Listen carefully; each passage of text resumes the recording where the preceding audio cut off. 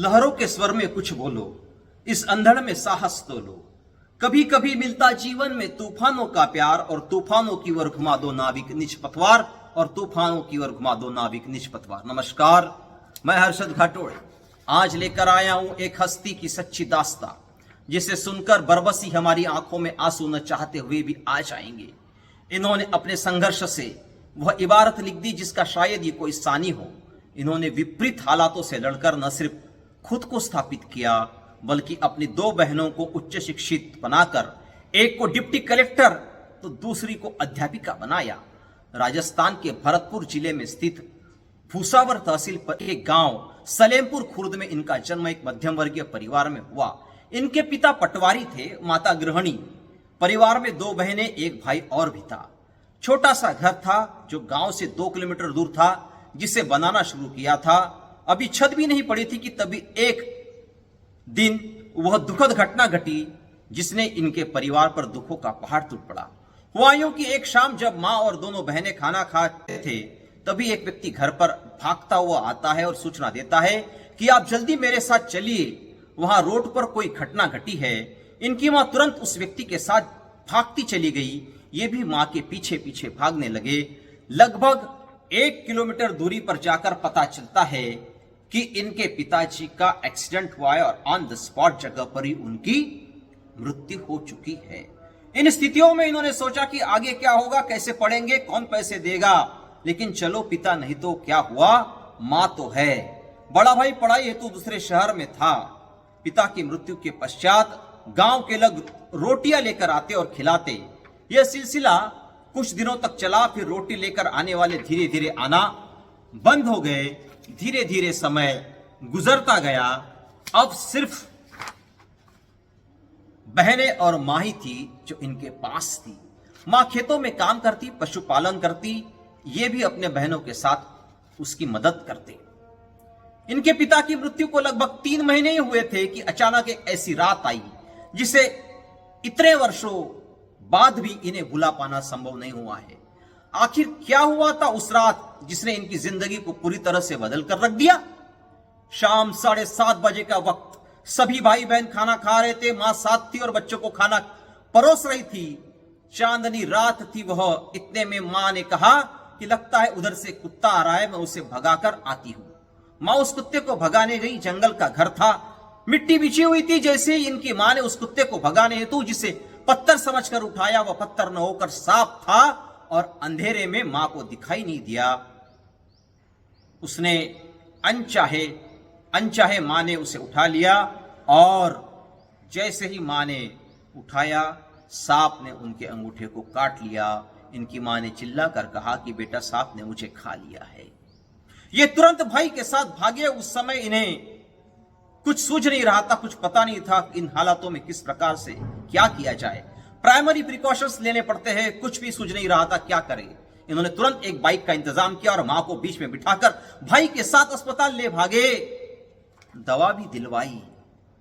इन सब में लगभग 15 मिनट लग गए थे, लेकिन उस दवा का कोई भी असर इनकी मां पर नहीं हुआ और इनकी मां की मृत्यु हो गई। पिता की मृत्यु के महज 3 माह बाद ही यह दर्दनाक हादसा हुआ। इस घटना के बाद तो महज भाई बहनों का यह परिवार इतना टूट गया कि अब एक ही बात सोचता कि पिता के चले जाने के बाद मां थी, लेकिन अब मां के चले जाने के बाद कौन। आखिरकार वह लोग कब आएंगे जो पिछली बार पिता के जाने के बाद खाना लेकर आए थे। आखिर वो लोग आए भी और खाना भी साथ लाए। फिर इनके मन में प्रश्न निर्माण हुआ, क्या यह खाना सिर्फ वही 5-6 दिन तक आएगा? उसके बाद क्या होगा? हमारे साथ कौन रहेगा? कैसे रहेंगे जंगल में? हमें स्कूल कौन भेजेगा? ऐसे अनेक प्रश्न थे जो इनके मन में थे, बार बार आ रहे थे। धीरे धीरे समय गुजरता गया। 10-12 दिन। वो आखिरकार वह दिन भी आया जब कोई भी खाना लेकर नहीं आया, कोई मिलने नहीं आया, कोई पूछने नहीं आया कि बच्चों आप कैसे हो, आपने खाना खाया भी या नहीं। उस समय इनके पास एक भैंस हुआ करती थी जिसकी देखभाल इनकी मां स्वयं किया करती थी। अब वह जिम्मेदारी धीरे धीरे सभी भाई बहनों पर आ गई थी। दोनों बहनें छोटी थी, उनकी सिर्फ इतना पता था कि हमारे भाई अब हमारे पास है। बड़ा भाई फिर पढ़ाई हेतु बाहर चला गया। इस समय ये 9वीं कक्षा में थे। इनकी बहन अर्चना और मनीषा का पूरा बचपन इनके साथ ही बीता है। पढ़ाई के साथ साथ खेतों में काम भी करते, खेतों में कटाई के समय बिखर हुई सरसों को जमा कर उसमें से तेल निकालकर बेचते और उन पैसों से संजीव पासबुक खरीदते और पढ़ते। हम महज कल्पना कर सकते हैं कि बिना मां बाप के इस परिवार की क्या स्थिति रही होगी। मां बाप की इस परिवार की क्या स्थिति रही होगी, किसने पैसे मांगे होंगे, किससे घर चलता होगा, क्या करते होंगे। इन्हें पढ़ने का बहुत जुनून था, इसलिए पढ़ाई को जारी रखा। कक्षा 10वीं में गांव के ही स्कूल में 63% अंक लेकर ये पास हुए और अपने स्कूल में सेकंड टॉपर थे। इसके पश्चात 11वीं में पढ़ते समय काम करने की मजबूरियों के चलते इनका स्कूल में जाना नहीं होता था, इसलिए 3 बार इनका नाम स्कूल से काटा गया था। प्रिंसिपल को इन्होंने अपनी मजबूरी बताई, हालात बताए, बावजूद इस पर इनकी प्रतिक्रिया देख इन्हें लगा कि वह जिंदगी इतनी आसान तो नहीं होने वाली है। आगे इन्होंने अपने class teacher Shri Lalchand sir के सहयोग से पढ़ना जारी रखा। एक दिन अचानक कक्षा 12वीं कक्षा में क्लास में प्रिंसिपल सर पहुंचे और लालचंद सर से पूछा कि इस कक्षा में ऐसा कौन सा विद्यार्थी है जो पढ़ने में सबसे अच्छा है। न चाहते हुए भी तब लालचंद सर ने इनके सर पर हाथ रख दिया। इस पर प्रिंसिपल सर ने कहा कि यह तो वही लड़का है जिसका मैं 3 बार नाम काट चुका हूं, यह इतना अच्छा कैसे हो सकता है। चलो एक पेपर लेते हैं। और जब पेपर लिया गया और चेक किया गया तब वास्तव में प्रिंसिपल सर ने देखा कि लड़का सही में पढ़ने में होशियार है।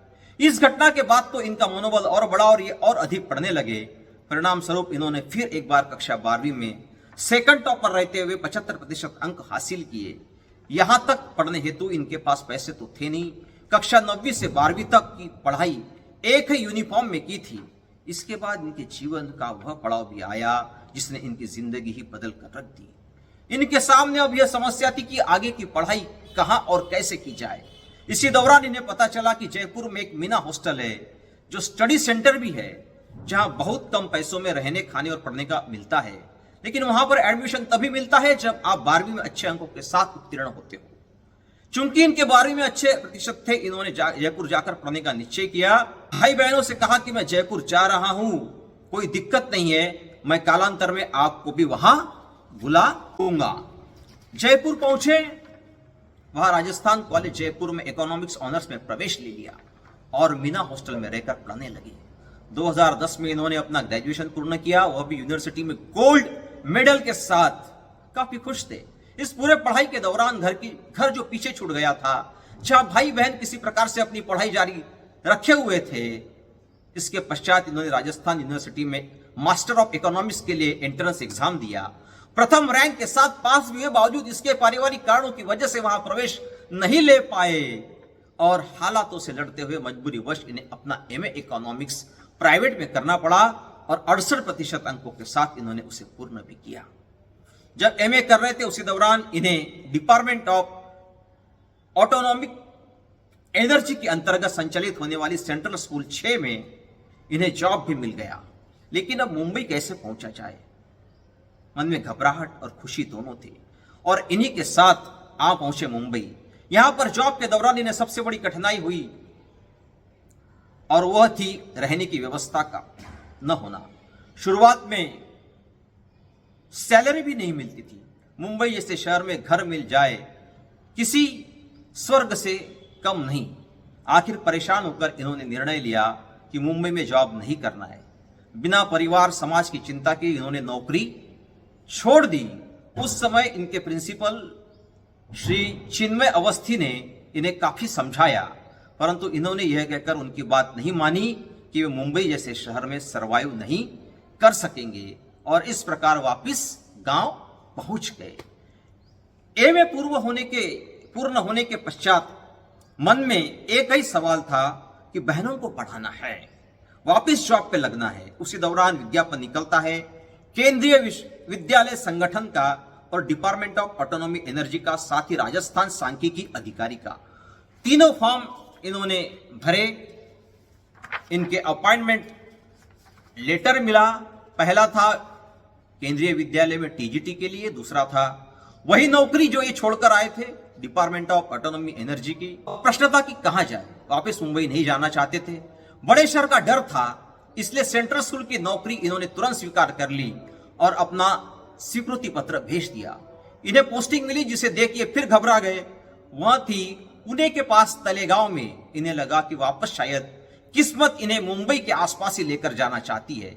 ये भीतर से घबरा तो गए, लेकिन इस बार पहले से कई ज्यादा आत्मविश्वास से भरे थे। इस बार नहीं छोड़ना है करके दिखाना है। पहुंच गए नौकरी की शुरुआत की। जॉब को 23 दिन ही हुए थे कि इन्होंने एक परीक्षा दी थी केंद्रीय विद्यालय संगठन की। उसका रिजल्ट आता है, तब इनकी प्रिंसिपल इनसे कहती है कि आपका तलेगांव का सफर यही समाप्त होता है। अब आप लेक्चरर बन गए हो और हम अब आपको भेज रहे हैं भोपाल। यह सुनकर ये काफी खुश हुए, क्योंकि भोपाल हिंदी भाषी शहर था। इस प्रकार इनका सफर जारी रहा। आगे इन्हें देहरादून भेजा गया, जहां आईटीबीपी केंद्रीय विद्यालय में गोचर में इन्होंने सेवाएं दी। इसी दौरान इन्होंने अपनी बहनों को जयपुर बुला लिया, जहां वे अपनी शिक्षा पूर्ण करती रही। जब इनकी छोटी बहन मनीषा ने महारानी कॉलेज जयपुर में टॉप कर गोल्ड मेडल हासिल किया, तो इनकी खुशी का ठिकाना नहीं था। तो इनकी बड़ी बहन अर्चना ने भी एमए संस्कृत में गोल्ड मेडल हासिल किया। तो आज राजस्थान एजुकेशन डिपार्टमेंट में शिक्षिका है। इसी दौरान इनकी छोटी बहन मनीषा ने राजस्थान सरकार की प्रशासकीय परीक्षा अपने प्रथम प्रयास में उत्तीर्ण की और बन गई डिप्टी कलेक्टर। और इस प्रकार आज एक भाई ने स्वयं को ही स्थापित नहीं किया, तो अपनी बहनों को भी डिप्टी कलेक्टर और अध्यापिका बनाकर दम लिया। अपनी इस गुड़िया के लिए वे कहते हैं कि मैंने उसको जब जब देखा, लोहा देखा लोहे जैसा तपते देखा, गलते देखा ढलते देखा, और मैंने उसे गोली जैसे चलते देखा। वे बताते हैं कि जब इनकी ये लाडली बहन इस परीक्षा की तैयारी कर रही थी, तब 2 साल तक गांव नहीं गई थी, चाहे त्योहार कोई भी रहा हो। उसकी परीक्षा के रिजल्ट के 6 महीने पूर्व ही इन्होंने उसकी नेम प्लेट बनवा कर रख ली थी, बिना उसे बताए कि क्या रैंक मिलेगा पता नहीं, लेकिन जो इन्होंने सोचा था वही हुआ। ओवरऑल 8वां रैंक हासिल कर ये डिप्टी कलेक्टर बन गई थी। जब रिजल्ट आया था तब 1 घंटे तक तो लगातार ये रोते रहे। जी हां, मैं बात कर रहा हूं केंद्रीय विद्यालय क्रमांक 2 जयपुर में इकोनॉमिक्स टीचर के रूप में कार्यरत रवि कुमार मीना की, जिनके संघर्ष के आगे हालातों ने भी घुटने टेक दिए थे। इनके लिए मैं बस इतना ही कहना चाहूंगा कि यह दौर संघर्ष का, मंजिल का कुछ पता नहीं। दिल में जुनून है जीत का, क्योंकि हारना मुझे आता नहीं। दिल में जुनून है जीत का, क्योंकि हारना मुझे आता नहीं। तो यह थी रवि कुमार मीना की कहानी, हर्षद की जुबानी। फिर मिलेंगे ऐसे ही किसी हस्ती के बुलंद हौसलों की सच्ची दास्तां के साथ। आपसे निवेदन है कि वीडियो को लाइक कर शेयर करें, और हां, चैनल को सब्सक्राइब करना ना भूले। जय हिंद, धन्यवाद।